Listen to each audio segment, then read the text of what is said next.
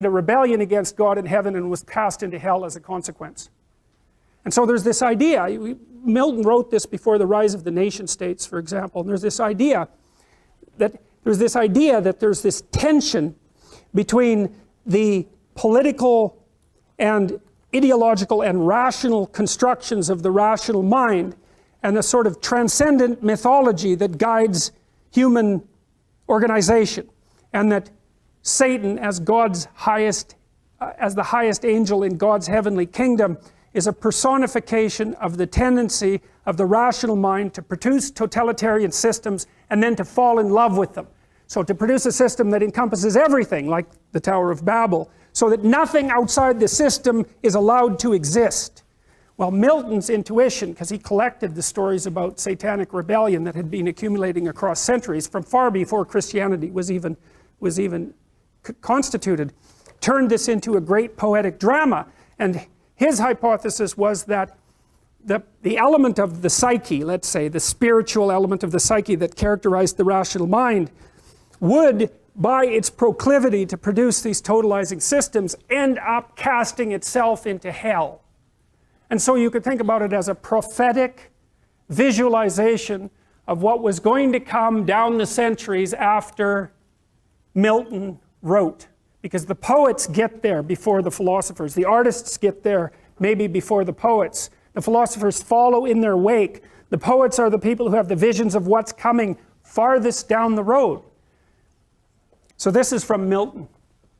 This is describing Satan after he's cast into hell because of his rebellion, his totalitarian, the consequence of his totalitarian rationalism. For now the thought both of lost happiness and lasting pain torments him. Round he throws his baleful eyes that witnessed huge affliction and dismay mixed with obdurate pride and steadfast hate. At once, as far as angels can, he views the dismal situation, waste and wild, a dungeon horrible, on all sides round, as one great furnace flamed, yet from those flames no light, but rather darkness visible, served only to discover sights of woe, regions of sorrow, doleful shades where peace and rest can never dwell. Hope never comes that comes to all, but torture without end still urges, and a fiery deluge fed with ever-burning sulfur unconsumed.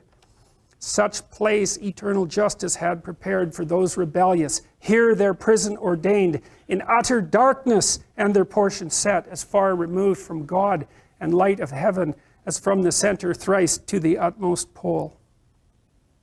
It's an existentialist claim, or maybe it's the existentialist claim, that the conditions of human life are such that suffering is an integral part of existence. Now, it's an important thing to understand. It's also a viewpoint shared by the bulk of the great religious systems of the world. Life is suffering. Why? Well, one reason is because of society's arbitrary judgment, right? Every single one of us has traits and features and quirks and idiosyncrasies that are far from ideal and that are judged by the standards of society as insufficient.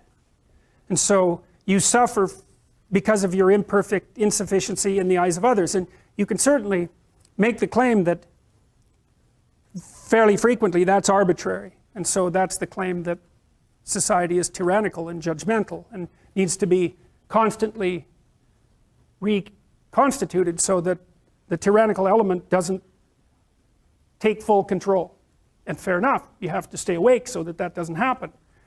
But the thing is, it doesn't matter what society it is, although they vary in the degree of their tyranny. The mere fact that you're grouped together with other people and have to come up with a common value structure in order to live together means that many of the things that characterize you are going to be suboptimal. And so the price you pay for social being is that much of you is deemed insufficient. Now, hopefully there are various ways that you can be within a society that's sufficiently diverse so that you can find a place where what's good about you in the eyes of others and perhaps in your own eyes can flourish of its own accord. because you don't have to be good at everything. If you can be good at one thing well enough, that might allow you your niche.